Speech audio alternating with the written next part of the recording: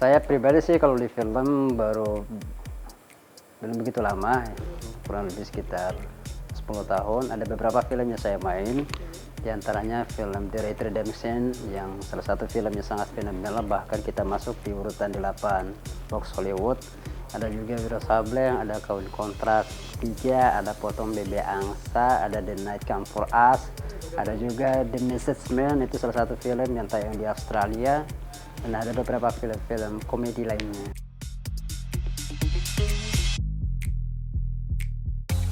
Tapi sejauh ini saya lebih banyak berperan sebagai peran antagonis, tapi lebih ada yang ke antagonisnya, ada yang komedi actionnya juga ada, jadi variasi.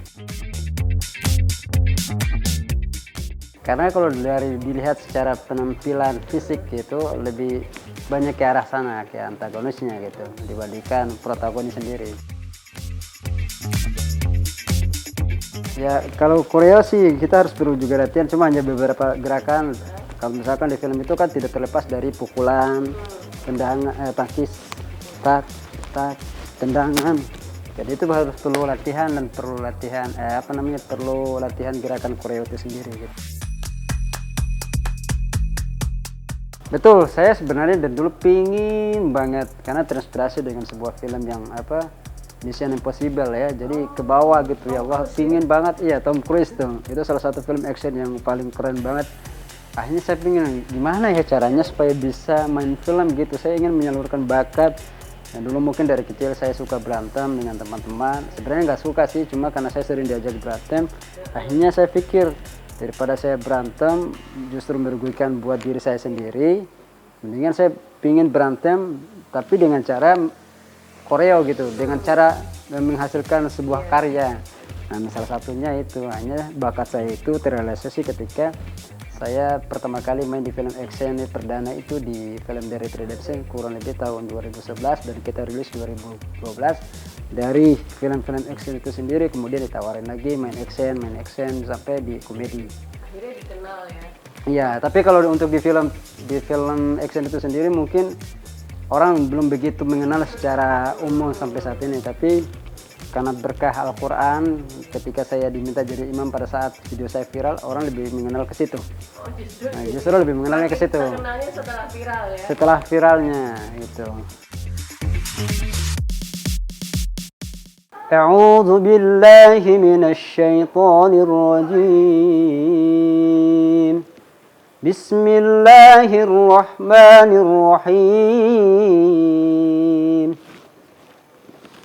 Alhamdulillahi fatiris samawati wal ardi ja'ilil malaikah فاطر السماوات والأرض جاعل الملائكة رسلا أولي أجنحة مثنى وثلاث ورباع يزيد في الخلق ما يشاء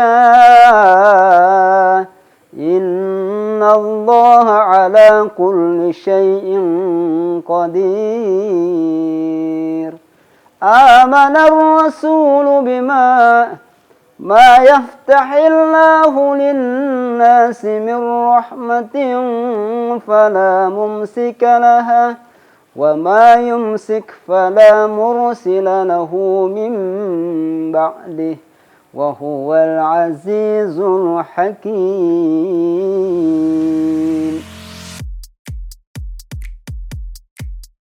Sebenarnya kalau saya menceritakan kisah ketika saya kecil, semua ini berawal dari ibu saya juga. Karena ibu saya melihat bahwa ibu saya ini seorang sosok ibu yang begitu kuat, karena ayah saya almarhum seorang guru, ibu saya ini setiap hari jualan kue. Jadi bangun malam, pagi, setiap hari.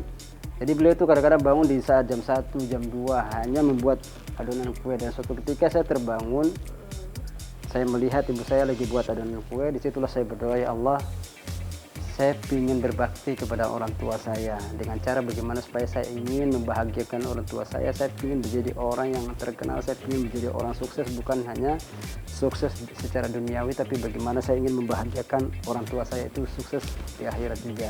Dan berkah inilah Allah berikan karunia kepada saya melalui sebuah suara, dan mungkin jarang sekali dimiliki oleh teman-teman yang lain, atau mungkin dimiliki oleh teman-teman yang lain tapi dengan ciri khas yang berbeda.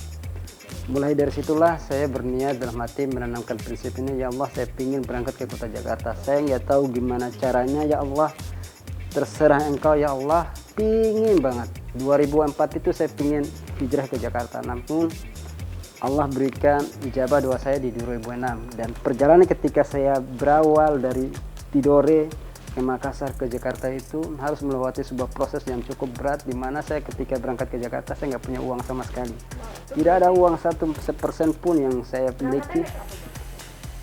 Itu pun cuma saya hanya minta tolong sama sahabat saya, kawan saya untuk bantu saya, yang penting beli tiket pesawat berangkat ke Jakarta. Nanti setelah itu saya mau cari caranya, jalannya gimana supaya bisa membalikin uang dia. Dan alhamdulillah juga saya dibantu oleh kakak sepupu saya, di mana waktu itu kan susah, naik pesawat pun juga susah, dan memang pesawat waktu itu murah, tiketnya 200.000, karena memang udah nggak ada uang sama sekali. Saya kuliah sudah gagal, udah berantakan, mau minta uang sama keluarga juga malu. Akhirnya saya prinsip, ya Allah saya pingin pokoknya apapun yang terjadi saya siap harus melewati sebuah tantangan itu, meskipun ya apa ya, karena saya memang dari nol, prosesnya dari nol, makanya alhamdulillah sampai sekarang ini ketika saya melihat teman-teman yang mungkin sama seperti saya, seperti dulu, rasa flashbacknya itu untuk membantu teman-teman itu sangat begitu kuat. Begitu juga sama seperti yang ibu saya lakukan kepada saya gitu. Pertama kali karena saya sempat ikut pemilihan model, dan situ saya terpilih sebagai juara favorit. Jadi ada teman saya juara 3, alhamdulillah. Kita dipanggil untuk seleksi di Jakarta. Nah waktu berangkat ke Jakarta itu saya bingung. Saya bilang, ya Allah saya nggak ada punya uang, gimana caranya supaya saya ingin berangkat ke Jakarta nih. Akhirnya teman saya yang juara 3 dia telepon, namanya Muhammad Pijekan. Bang Topan, kita diminta ke Jakarta, harus wawancara untuk ANEKAYES, karena ini harus penting nih. Akhirnya dia telepon saya. Saya pikir ini modus penipuan. Biasanya kan begitu, zaman dulu kan masih SMS, zaman BBM. Saya bilang gini deh Vijay, kalau memang besok kita masih ada kesempatan dihubungin di telepon, berarti ini kesempatan beneran, kita harus berangkat. Hanya saya bilang sama dia, sampai saya merenung tuh, ya Allah gimana caranya supaya saya punya uang. Sampai saya nangis, mohon curhat sama sahabat saya bilang sama Vijay, pokoknya kamu bantu saya beli tiket pesawat. Dan setelah itu dibeli tiket saya bingung. Saya bilang sama dia juga, Vijay nanti kalau kita ke Jakarta tinggal di mana? Karena Jakarta bukan kota yang kecil yang kita bayangkan. Saya selalu teringat dengan pepatah orang-orang yang mengatakan bahwa Jakarta itu jauh lebih kejam dibandingkan Ibu Tiri ya, ibu kota Jakarta. Nah berangkatlah kita ke Makassar, dari Makassar ke Jakarta. Nah di situ awal mulanya dijemput sama saudaranya, dan saya numpang tinggal di daerah Tangerang di Cemone. Awalnya ngumpang, udah habis itu ya pertama enak lah gitu, kali kita numpang kan. Tapi lama-kelamaan kan perasaan ini jadi malu, nggak enak, kadang-kadang diusir, meskipun ada keluarga sendiri juga. Jadi ini jadi bahan omongan yang tidak enak kepada keluarga. Mulai dari situlah saya pokoknya pantang menyerah terus. Saya yakin, ya Allah saya tahu bahwa ini adalah jalan yang terbaik buat saya untuk berkarir di sini. Jadi saya cuma hanya mohon petunjuk, berikan saya kekuatan, kesabaran, meskipun dengan penampilan saya seperti ini, biarin aja. Karena saya sengaja membuat karakter saya seperti ini, menciptakan karakter saya seperti ini, supaya orang-orang itu terjebak dengan penampilan luar saya gitu, bahwa sebenarnya ada misi, ada tujuan yang ingin saya capai gitu. Biasanya tuh dalam setiap perjalanan kehidupan, setiap tahun itu saya selalu tulis di pintu atau di catatan-catatan kecil itu, misalkan tahun ini saya ingin berangkat ke sini, misalkan saya ingin keliling Indonesia, saya ingin ke Asia, dan itu alhamdulillah Allah udah kasih. Dan ada beberapa yang paling penting yang mungkin saat ini saya selalu berdoa, yaitu pertama saya ingin menghadiahkan haji buat ibu saya. Alhamdulillah 2 tahun lalu saya sudah berikan hadiah umroh untuk ibu saya melalui Al-Quran, dan Allah selalu memberikan jalan buat saya, entah itu dengan cara apapun saya nggak bisa kebayang. Waktu itu saya diajak berangkat umroh bersama Ibu Silviana Murni, sekarang beliau jadi anggota DPD RI, karena saya terlibat di Asian Para Games. Berangkatlah ke umroh tanah suci, saya berdoa sama Allah, ya Allah saya pingin ajak ibu saya, tapi saya nggak tahu gimana caranya karena saya nggak punya uang. Dan alhamdulillah berangkat bulan puasa saya umroh itu 5 bulan kemudian Oktober itu langsung dijawab oleh Allah akhirnya. Tapi harus melewati proses juga. Pada saat saya pulang dari umroh itu paspor saya hilang, dan waktu itu mahal juga. Kalau misalkan paspor hilang kita berangkat lagi harus bayar 8 juta. Qadarullah Allah bantu lagi caranya, udah kamu bikin paspor baru lagi deh. Saya bikin baru, di situ saya ajakin ibu saya. Nah sekarang ini masih ada PR buat saya secara pribadi. Saya selalu berdoa untuk bagaimana caranya bisa membahagiakan ibu saya dengan menghajikan beliau, dan yang kedua saya ingin menikah gitu dengan pilihan seseorang yang nanti saya nikahi. Saya gini, saya selalu teringat dengan beberapa guru-guru ya para ulama, para guru-guru saya memberikan nasihat kepada saya begini. Tetap berprofesi dengan sebiasanya aja. Tapi kalau menjadi seorang dai itu dimanapun bisa dia menjadi seorang dai. Kalau ustadz beda lagi. Kalau dai itu kita berprofesi sebagai ini menyampaikan ayat-ayat kebaikan, itu insya Allah ada nilai manfaat bagi saya. Saya pernah bertemu dengan salah satu ustadz yang pasti semua pada tahu, Ustadz Abdul Somad, dimana ketika itu saya sempat bertanya-tanya sama beliau, berdiskusi kecil sama beliau. Beliau menyampaikan begini, Topan atau Cuping, kamu tetap berpenampilan seperti itu. Pokoknya karena bagi saya, bagi beliau bahwa cara orang berdakwah itu kan pasti berbeda. Ada orang yang berdakwah dengan penampilan seperti ini, ada orang yang berdakwah dengan melalui lantunan-lantunan atau syair-syair lagu religi, karena macam-macam. Karena hidayah bagi saya itu bukan hanya ustadz ketika memberi ceramah orang langsung dapat hidayah, tidak. Banyak cara sebenarnya kita mengajak orang untuk kepada kebaikan. Salah satu contoh, bukannya saya memuji diri saya, karena ketika orang baru pertama kali mengenal saya dengan penampilan seperti ini, banyak sekali tanda kutip ya, banyak sekali orang beranggapan bahwa mungkin saya ini bisa dibilang preman jalanan, bisa dibilang perampok, bisa dibilang pencuri, bisa dibilang tukang parkir, bisa dibilang pemabuk, bisa dibilang pengedar gajah, macam-macam ekspektasi yang mereka bilang gitu. Dan sebenarnya salah, mereka tuh banyak terjebak dengan penampilan yang Allah kasih buat saya. Ini adalah merupakan sebuah gift gitu.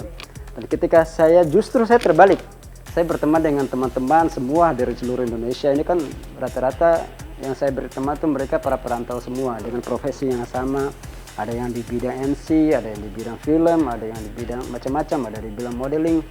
Dan selalu saya ajak diskusi dengan mereka. Padahal saya melihat mereka ini secara penampilan baik, polos, rajin sholat, tapi maksiat jalan terus gitu. Biasanya begitu. Tapi alhamdulillah, qadarullah, berjalannya waktu saya selalu berdoa dalam hati, ya Allah, karena saya yakin hidup ini nggak akan lama gitu. Dan setiap teman-teman yang mereka terjebak dalam misalkan dunia malam atau dunia popularitas, karena artis bagi saya itu kan pasti pandangan orang-orang di luar sana beranggapan bahwa kalau orang udah terjun di dunia artisan itu pasti tidak terlepas dari hal-hal yang paling negatif gitu, kayak bisa dibilang glamor, hidup di dunia malam. Dan itu saya alamin, bahkan saya berapa kali sering diajakin ke dunia malam, saya ikutin bagaimana perkembangan mereka. Tapi di sisi lain saya selalu punya prinsip, saya selalu menjaga diri, dan saya selalu mengingat apa nasihat-nasihat dari orang tua saya ketika saya merantau di ibu kota gitu. Selalu jaga diri atau selalu bawa diri gitu. Mereka mau minum, ya silahkan mereka minum. Mereka mau ngapain, silahkan mereka ngapain. Tapi jangan mengusik pribadi saya gitu. Kalau sampai mengusik pribadi saya, berarti kalian akan bertentangan secara fisik dengan saya gitu. Dan ini prinsip. Dan alhamdulillah berjalannya waktu, satu persatu teman-teman mulai hijrah. Disitulah salah satu doa yang selalu saya doakan buat pada teman-teman sahabat, karena saya meyakini bahwa mereka ketika merantau ini ada yang mereka salah jalan. Gitu. Berarti sambil bergaul sambil dakwah juga ya? Ya, mungkin dakwah dengan cara saya sendiri. Bagaimana saya bisa mengajak kepada teman-teman itu mungkin dengan cara kita ngopi, ngobrol santai, baru kita mulai masuk ke sisi-sisi agama. Tujuan kalian merantau sini ngapain sih? Sayang kalian merantau jauh-jauh, tapi kalian bisa menghabiskan umur kalian dengan cara foya-foya, uang yang kalian dapat dengan halal dengan cara menghabiskan pada saat malam itu juga. Kasihan gitu orang tua kalian gitu. Ya, mandi, sikat gigi, olahraga. Iya, sikat gigi pakai sabun, udah. Kita kalau saya istilah enggak, saya istilah itu pertama pada saat saya bangun itu saya istilahnya recording. Masih buang air besar. Recording.